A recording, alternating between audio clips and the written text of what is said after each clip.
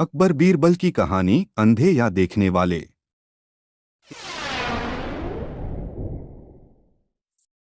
एक बार की बात है।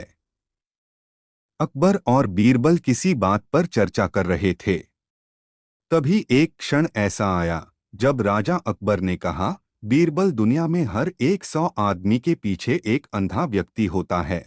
राजा की यह बात सुनकर बीरबल ने उनकी इस बात पर असहमति जताते हुए कहा, महाराज, मेरे हिसाब से आपका आकलन कुछ गलत प्रतीत होता है। सही मायने में तो दुनिया में अंधों की संख्या देखने वालों के मुकाबले काफी अधिक है। बीरबल का यह जवाब सुनकर राजा अकबर को काफी आश्चर्य हुआ। उन्होंने कहा, जब हम अपने चारों ओर देखते हैं तो देखने वाले लोगों की संख्या अंधों से अधिक ही मालूम होती है। ऐसे में अंधों की संख्या देखने वालों के मुकाबले अधिक कैसे हो सकती है? राजा अकबर की इस बात को सुनकर बीरबल कहते हैं, महाराज, किसी दिन मैं आपको यह बात प्रमाण के साथ साबित करके जरूर दिखाऊंगा कि दुनिया में अंधों की संख्या देखने वालों से अधिक है। बीरबल के जवाब पर राजा अकबर कहते हैं, ठीक है, प्रमाण के साथ इस बात को अगर तुम साबित कर पाओगे तो मैं भी इस बात को जरूर स्वीकार करूंगा। उस दिन यह बात यही रुक जाती है। करीब 2 दिन बीतने के बाद राजा अकबर इस बात को पूरी तरह से भूल जाते हैं। मगर बीरबल अपनी बात को प्रमाणित करने के लिए युक्ति सोचने में जुटे रहते हैं। करीब 4 दिन बीतने के बाद बीरबल को एक योजना सूझती है और वे 2 मुनीम को लेकर उनके साथ बाजार की ओर चल देते हैं। बीच बाजार पहुंचने के बाद बीरबल सिपाहियों से एक चारपाई की चौखट वहां मंगाते हैं और उसे बुनने के लिए रस्सी भी मंगवाते हैं। अब बीरबल अपने साथ लाए 2 मुनीमों को आदेश देते हैं कि वे उनके दाएं और बाएं कुर्सी डालकर बैठ जाएं। साथ ही इस बात का ध्यान रखें कि दाएं बैठने वाले मुनीम उनके राज्य में मौजूद अंधों की सूची तैयार करेंगे और बाएं बैठने वाले मुनीम देखने वालों की सूची। बीरबल का आदेश मानते हुए 2 मुनीम अपना काम करने के लिए कमर कस लेते हैं और बीरबल चारपाई बुनने का काम शुरू कर देते हैं। बीरबल को बीच बाजार चारपाई बुनते देख धीरे धीरे वहां लोगों की भीड़ जमा होने लगती है। उस भीड़ में से एक आदमी अपने आप को रोक नहीं पाता है और वह बीरबल से पूछ लेता है, आप ये क्या कर रहे हैं? बीरबल इस सवाल का कोई जवाब नहीं देते और अपने दाएं बैठे मुनीम को इशारा देते हैं कि वह अपनी सूची में इस आदमी का नाम लिख लें। जैसे जैसे समय बीतता जा रहा था, आने वालों की संख्या बढ़ती जा रही थी और आने वाले सभी लोग अपनी उत्सुकता को शांत करने के लिए बीरबल से यही पूछ रहे थे कि वे यहाँ क्या कर रहे हैं। इसी के साथ बीरबल अपने दाएं मुनीम को इशारा देकर यह सवाल पूछने वालों का नाम अंधों की लिस्ट में डलवाते जा रहे थे।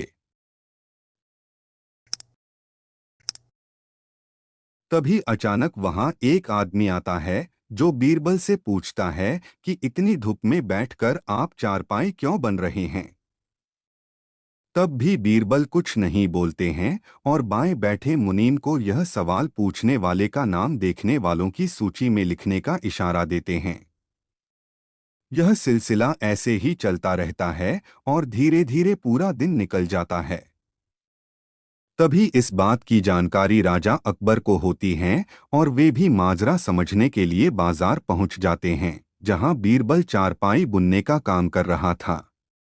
राजा भी बीरबल से यह सब करने के पीछे की वजह जानना चाहते हैं। इसलिए वह बीरबल से सवाल करते हैं कि बीरबल, यह तुम क्या कर रहे हो? राजा का सवाल सुनते ही बीरबल अपने दाएं बैठे मुनीम को आदेश देते हैं कि अपनी अंधों की लिस्ट में महाराज अकबर का नाम भी शामिल कर दो। बीरबल की यह बात सुनकर राजा अकबर को थोड़ा गुस्सा आया और आश्चर्य भी हुआ।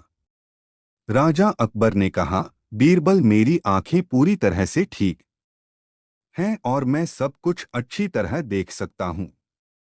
फिर क्यों तुम मेरा नाम अंधों की सूची में चढ़वा रहे हो? राजा अकबर के इस सवाल बार बीरबल मुस्कुराते हुए कहते हैं, महाराज आप देख सकते हैं कि मैं चारपाई बन रहा हूँ। फिर भी अपने सवाल किया कि मैं क्या कर रहा हूँ। अब महाराज ऐसा सवाल तो एक अंधा व्यक्ति ही पूछ सकता है। बीरबल का यह उत्तर सुन राजा अकबर को समझ में आ गया कि वह कुछ दिन पहले की गई बात को प्रमाणित करने के लिए यह सब कर रहा है। यह बात समझ में आते ही राजा अकबर भी मुस्कुराते हैं और पूछते हैं, बीरबल तो फिर बताओ कि तुमने अपने इस प्रयास से क्या पता लगाया? बताओ देखने वालों की संख्या अधिक है या अंधों की? राजा के सवाल पर बीरबल जवाब देते हैं, महाराज मैंने जो कहा था वही बात सच निकली कि दुनिया में देखने वालों के मुकाबले अंधों की संख्या ज्यादा है। मेरे द्वारा तैयार की गई दोनों सूची का मिलान करने से आप भी इस बात को अच्छी तरह से समझ सकते हैं। बीरबल का उत्तर सुनकर राजा अकबर जोर से हंसते हैं और कहते हैं, बीरबल तुम अपनी बात को साबित करने के लिए कुछ भी कर सकते हो। अकबर बीरबल की इस कहानी से यह सीख मिलता है कि दिखाई देने के बाद भी मूर्खतापूर्ण सवाल करने वाला व्यक्ति किसी अंधे के समान ही होता है।